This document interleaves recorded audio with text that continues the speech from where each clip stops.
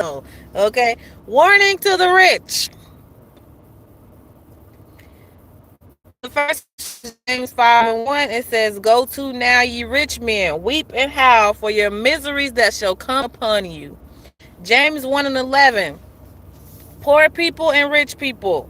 Scorched by the burning heat of the sun, the flowers lose their blossoms and their beauty is destroyed.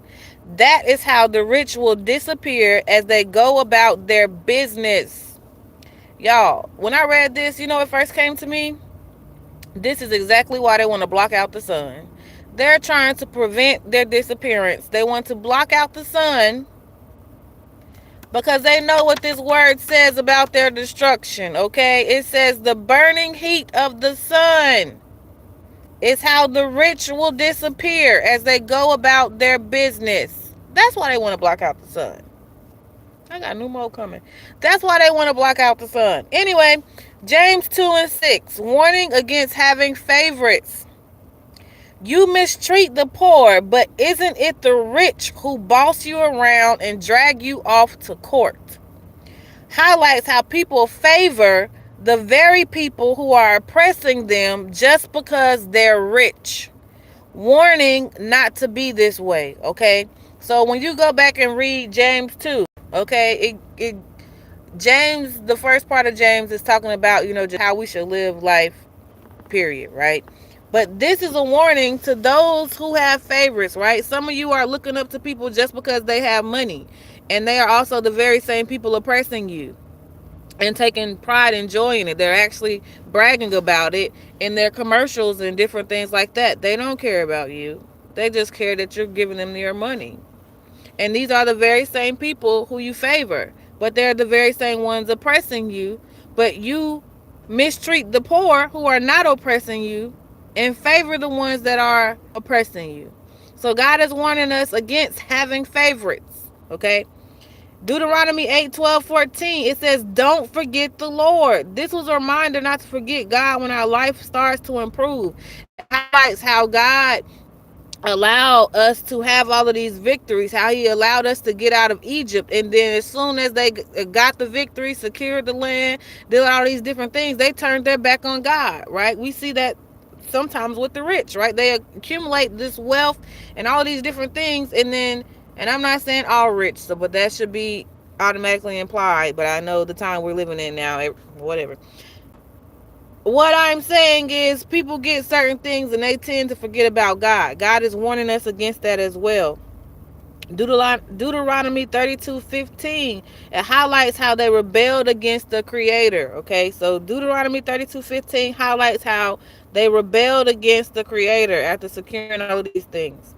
When we look at Nehemiah 9:25-26, it also highlights the victories they were able to secure, yet despite the victories, they rebelled and disobeyed God's law and killed the prophets, warning them to turn back. Okay? Job 20:15-29 was another scripture related to James 5:1. And it says, sinners love the taste of sin. I think there was a movie about that, right? I think somebody just won an Oscar for that movie role too. How convenient. So fitting for my message. Anyway, it says sinners love the taste of sin. Okay. What's the results of the taste of sin? Let's talk about it. Loss of wealth, death by poisonous snakes, never enjoying rivers flowing with milk and honey, working hard to gain nothing because they cheated the poor. When nothing remains, they will be nothing. When nothing remains, they will be nothing. Trapped by terror, and what they treasure most will be lost in the dark. Flames will destroy them in their homes. Heaven and earth will testify against them. This is the result of being a lover of what sin tastes like. Psalms 49:6-20, it says, don't depend on wealth. People hear this scripture and they believe, oh, you're supposed to be broke. Ma'am, sir. Reminds us that the love of money is evil. that we can't buy back our life or pay back God. We all will die. Don't envy those living in luxury. Nevertheless, man being in honor abideth not. He is like the beast that perish. We're all going to perish one way or the other. Okay? No one is saying you have to be in poverty while living. Okay?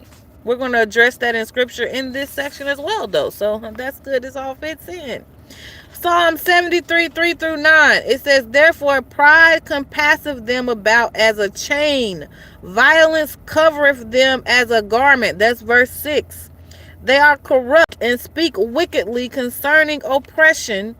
They speak loftily. That's verse 8. This is the this is what the wicked do. The rich, right?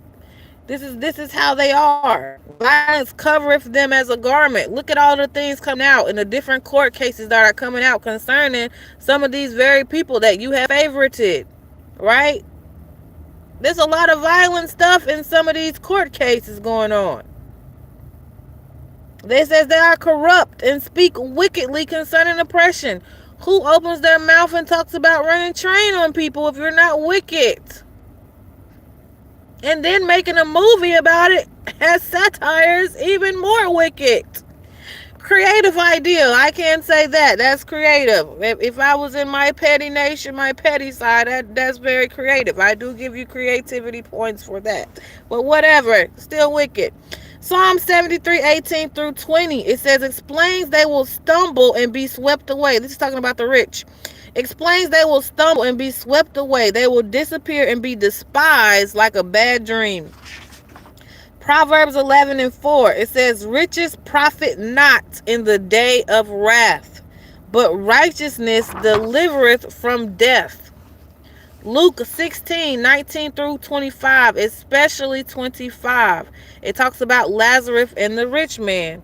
The scripture that I wrote down to speak on was verse 25. Why? Because it references not allowing the love of money or the love of money being the root of all evil. But it also gives a flip side of that, right? To those who may have to go through this life and maybe you weren't allowed to live the luxurious life. Maybe you had to go through some poverty seasons, right? This could be your portion. I'm not saying it's going to be your portion, but this was Abraham's answer when he was having this talk about Lazarus and the rich man, okay? It says, Abraham answered, this is verse 25 out of Luke 16, 19 through 25. Abraham answered, my friend, remember that while you lived, you had everything good, and Lazarus had everything bad. Now he is happy and you are in pain. There are some people who ask God, why am I suffering now and the rich are not being punished? This tells us the rich are going to be punished.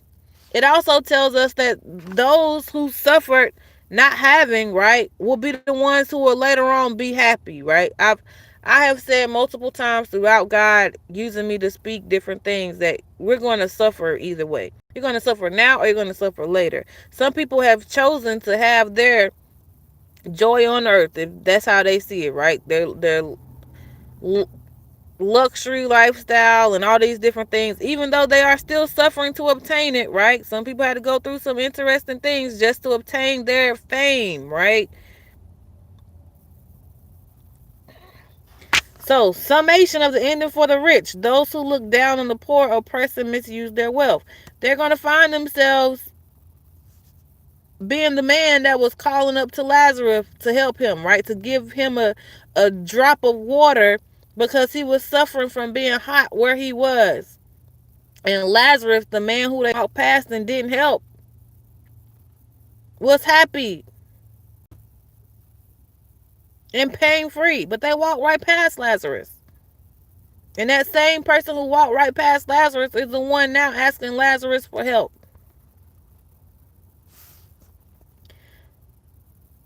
The next section of scripture. Is this Titus? I think it's Titus. We're going to say it's Titus. Titus or Timothy. But it's 6, 9 through 10, okay? And it highlights the foolishness and lust the rich fall into, which drown them in destruction and perdition. It also highlights how their love of money caused them to err from the faith. We have seen that. You can see that. Revelation 6:15 through 17 talks about opening the seventh seal. And it says, the kings of the earth, its famous people. I didn't write down the full part, I just wrote down some of it. The kings of the earth, its famous people, and its military leaders hid in caves or behind rocks on the mountains. They hid there together with the rich and powerful and with all the slaves and free people.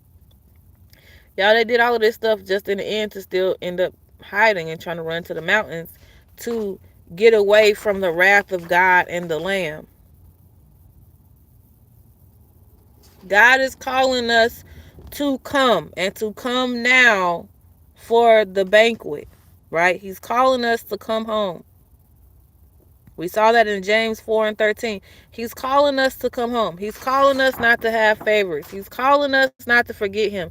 He's calling us to remind us that, yeah, we're going to have to endure some things. The earth is going to go through a punishment. But if we endure to the end and we keep the faith, right? Not being bitter, not hardening our heart because of what the earth is going to have to endure because of its sin, because of it not obeying God's law, then in the end, you'll make it, right? But also, it's a warning to the rich, right? They did all these crazy things to the poor, oppressed the poor. There was supposed to be honesty and justice, and there has been no honesty and justice. There's just been dishonesty, and there's been crying out. So because of it, there's punishment coming. God is warning us to come, be prepared for the banquet, right? The table is set and ready for the banquet. There's going to be a wedding, right? There's love coming. We saw where I posted the video of the two cardinals and the red bird, which is the male, was bringing this provision to his wife. God is ready to come back for his bride. The table has been set. He's calling us to come to the banquet. Are you going to be like the people who decided that they had to go to work? They had to do all these other things. They're not worried about making it to the banquet. Or are you going to be the ones who are going to come when the invitation is there? There's a video on my page about that as well. This is a warning to the rich. Your clock is ticking. That's basically what it's telling y'all. Your clock is ticking. You got all accumulated all your wealth. You forgot about God. You erred from the faith. The sun is going to burn you. That's why you're trying to block it out. We thought you're trying to block it out for something else. You're trying to block it out to save yourself. God is saying you've been greedy. You've been greedy. They called you dogs. It's telling you can't buy your soul back. That's what he's telling you. Get yourselves in order. That's what God is telling us. Get prepared for the wedding. Don't get so caught up in trying to store up everything, worried about tomorrow. Focus on today. Yes, you can prepare. I'm not telling you not to prepare. That's just common sense to have stuff kind of stored up. Sometimes you can't, especially because things are hard for everybody right now, right? But if we keep the faith, we don't become bitter or hard hearted, right? We don't harden our heart, then we'll be good. Y'all, I've endured through some crazy stuff. You can endure as well. Don't allow these different things to come and happen throughout this earth and you allow it to get you defeated. Keep the hope, keep the faith. Know that God is going to be your provider. Stand strong, right? Some of you, yeah, you're probably upset that you keep seeing all these different things and you're looking like, why is there no justice, no true justice taking place? God has seen all of it. None of it has gone missed. God is seeing all of these things take place and transpire. Right?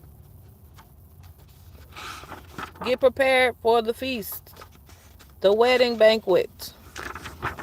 Are you going to come, or are you going to be more worried about tomorrow, more worried about the work you have to do? That's the message. That's the prophetic warning. This is part two because my phone got hot, or, whatever.